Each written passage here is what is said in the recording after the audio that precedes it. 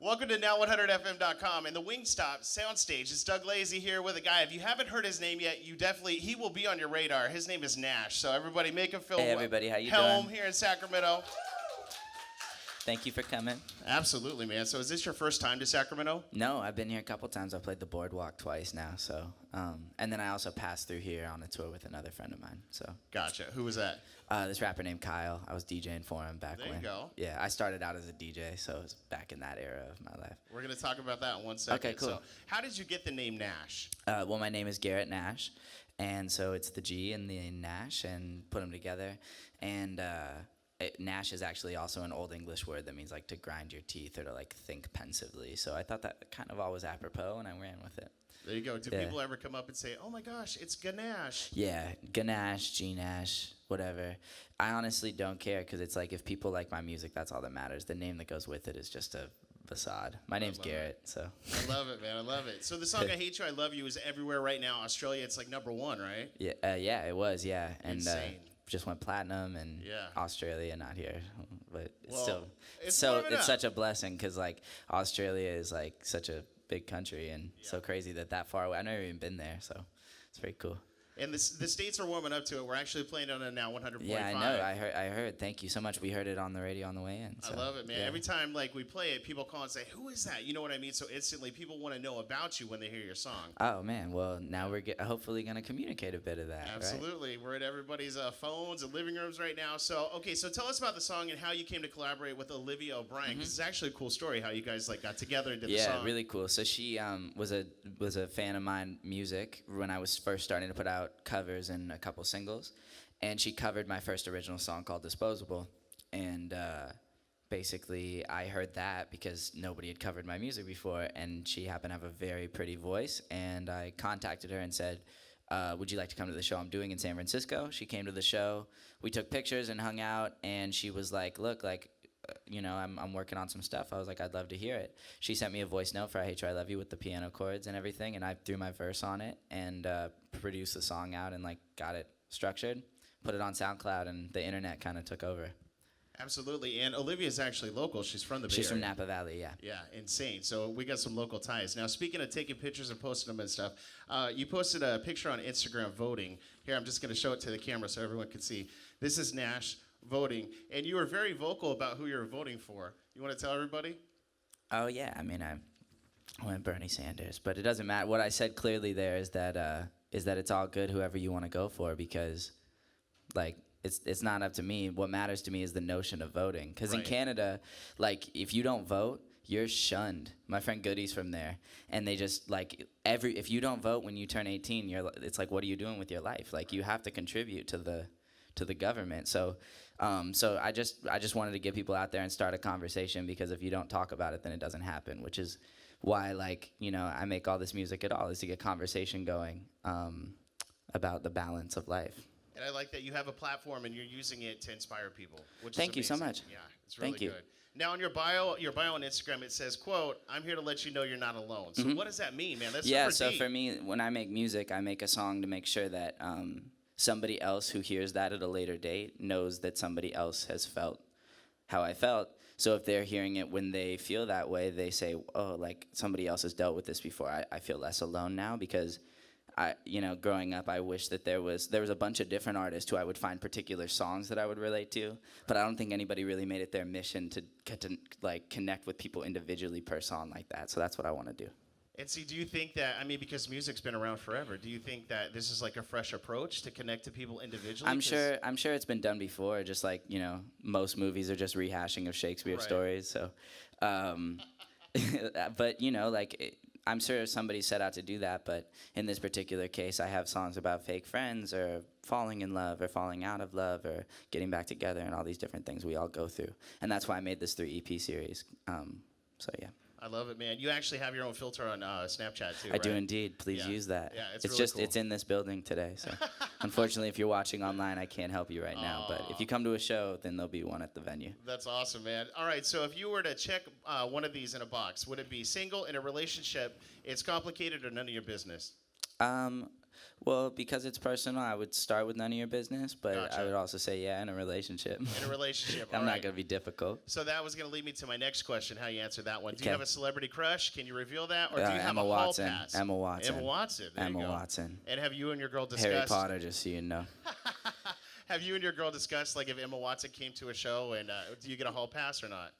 Well, first of all, there's nobody more wonderful than the person I'm involved with, so that it wouldn't matter to me. But if Emma Watson did come to a show, I would definitely ask her if she would like to make some music, because I think that would be dope for Emma Watson. And I would have Emma Watson's first single, and that's all I care about. So who's, like, the most famous person that's come up to you, and you were surprised to find out they were a Gnash fan? You're like, what? They're a Gnash fan? I had a really cool thing happen, actually, at Stagecoach. This girl named, I'm going to mispronounce her name, but Kweli, I believe. She's a country artist.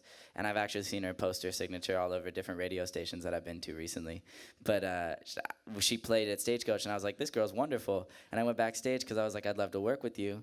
And she's like, you're Gnash. You have all this music that I love. And it was just so awesome. And yeah, so that's about the coolest one. And then I mean, I'm sure, like Kylie Jenner at the other end of it posted my song. So it's so cool that, like, such a spectrum of people, you know, that I'm fans of are fans of mine now. It's so crazy. That's awesome, man. Yeah. So some people say you're a DJ, some say producer, some say singer-songwriter. What do you say that Gnash is? Myself. Who Gnash is? Yeah. I am myself. And I am all of those things. And I'm also just a dude who's trying to do stuff for his family. So growing up, like, whatever it was, whatever I was capable of doing, I would just do it to get the dollar to make sure that my family could eat the next day. So, you know, I would always contribute. If I had a DJ gig, I'd give the 500 to my pops or whatever. So that's what this is all about for me. So, yeah. That's awesome, man. Who are you listening to right now? What's Gnash's favorite song right now? Oh, I really like, I've been really enjoying the Lumineers album. That Ophelia song is absolutely crazy. Yeah. And then otherwise, God, I was just hearing this new band. What's the one? When in the day that I met you, I stopped feeling afraid. Anybody know that one? Oh, Chef Special. In Your Arms is the song. I love that song. That's phenomenal. And your It's a birthday's... little like Diddley. Right? Oh, good, man. So Yeah. your birthday's coming up here June 16th. Yeah. It's just right around the corner. Hey. What? Any big plans for the birthday? Disneyland. There you go. Nice. I get to go with all my friends. So you're from LA originally? Yeah. Okay, cool. So do you go to Disneyland a lot? I did when I was younger. That was like our big family vacation, and we would go, and it would be we'd all get churros and the Mickey Mouse Rice Krispie treats. Game over. What's your favorite ride at Disneyland? California Screamin' is great because it's like just the highest point of a roller coaster I can enjoy.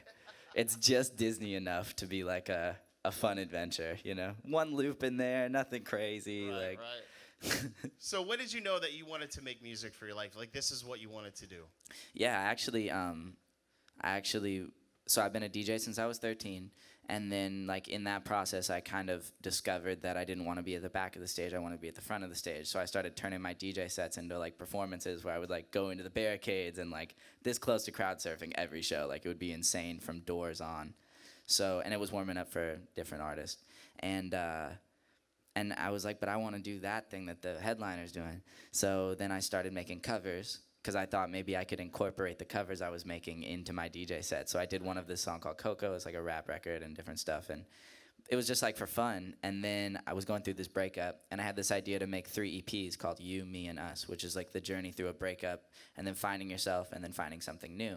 Because I knew that if I set that structure for myself by being forced to make the music, to put the EPs out promptly, I would have to get through it. So it was like a healing process for me. Like therapy. Yeah. So that's like when I decided to make those 3 EPs, I knew I was going to do this forever, because I was like, well, then the message doesn't stop there, because you can't leave people hanging. Right. And then the message doesn't stop after the first album, because they're like, what happens? How do we do this now? And like you have to keep like helping people. So that's all I want to do. I love it, man. So you said you started DJing when you were 13. So was that officially like your first job? DJing? Yeah, absolutely. Nice. Yeah, that and taking the trash out, but I don't think that counts because I was living at home for free. So my dad was always like I had like speakers in my studio. He's like, they aren't yours yet. Like you didn't buy them. You don't. It ain't your house. Like they're under his roof. I guess taking the trash out was a job that I was not being paid for. You know. There you go. What was your very first car? Do you remember that? Mm-hmm. Was it I nice? still drive it. Not what? Yeah. What? So what is it? I bought my dad's Prius from him when I was 16. Nice. When I got my permit, and yeah, it's still my little. We were just looking at a Mercedes on Craigslist. So that might be kind of cool, like a real simple one. Yeah. But like an older one. Well, that was gonna. It was baby blue, so I think I might have to do it.